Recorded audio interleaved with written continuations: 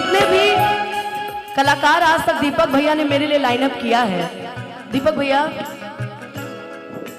जितने भी कलाकार आज तक आपने मेरे लिए मैनेज किया है कि हाँ अनुपमा ये साथ में गाएंगे, या तो वो कलाकार तिलक का कपड़ा पहन के आता है या तो बहु भोज का। हम समझ ही नहीं पाते कि दुल्हा पसंद करके लेके आते कि गायक, लेकिन ये गाता बहुत सुंदर है, विजेता भी रहा है सुर संग्राम, है ना, सुर संग्राम के विजेता भी। मैं चाहूंगी जोरदार ताली बजा दीजिए इनके लिए। और मेरे से बहुत अच्छा गाता, हम लोग तो गलती से हिट हुए हैं यार, लेकिन आप लोग सच में बहुत सुंदर गाते हो, तो कुछ गुनगुना दो इसी में।